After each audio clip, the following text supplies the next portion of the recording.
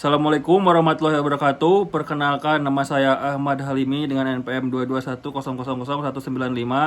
Di sini saya akan mempresentasikan logical fallacies atau kesesatan berpikir dan penerapannya dalam penalaran hukum.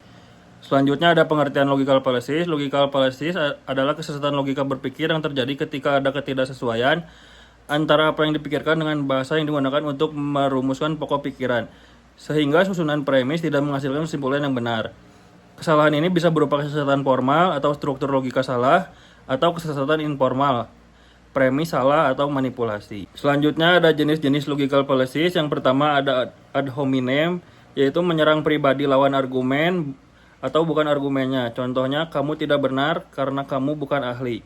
Yang kedua ada straw man, medistorsi argumen lawan agar mudah diserang. Contohnya, kamu ingin melarang semua teknologi hanya karena risiko kecil.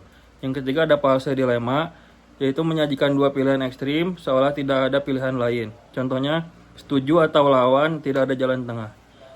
Selanjutnya ada argumentum ad populum, yaitu menganggap sesuatu benar karena banyak yang percaya. Selanjutnya yang kelima argumentum ad perusundiam, yaitu menganggap argumen benar karena disampaikan oleh otoritas. Selanjutnya yang keenam ignoratio elenchi, yaitu menganggap sesuatu benar karena banyak yang percaya.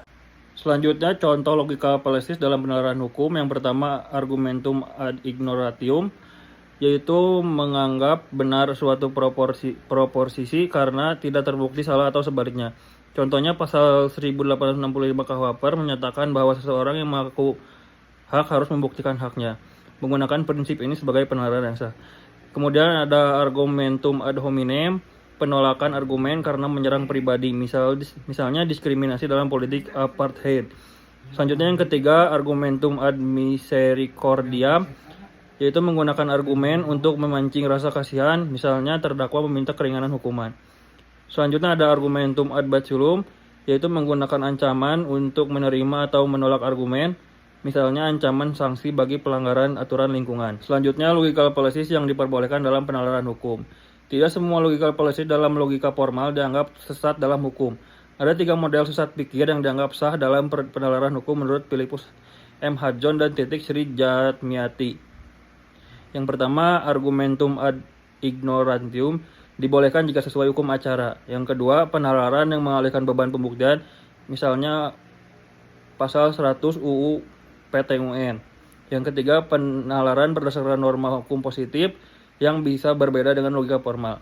Penalaran hukum menggabungkan logika dengan norma hukum positif sehingga beberapa fallacy dapat diterima untuk pencapaian keadilan dan kepastian hukum. Selanjutnya ada kesimpulan. Logical fallacies adalah kesalahan berpikir yang melemahkan argumen, namun dalam konteks hukum beberapa fallacy tertentu diperbolehkan karena mengacu pada norma positif dan praktik peradilan. Pentingnya memahami jenis-jenis fallacy agar dapat menyusun argumentasi hukum yang kuat dan tepat. Penalaran hukum tidak hanya berdasarkan logika formal, tetapi juga norma dan aturan hukum yang berlaku. Sekian presentasi dari saya. Mohon maaf apabila ada salah kata ataupun salah informasi. Wassalamualaikum warahmatullahi wabarakatuh.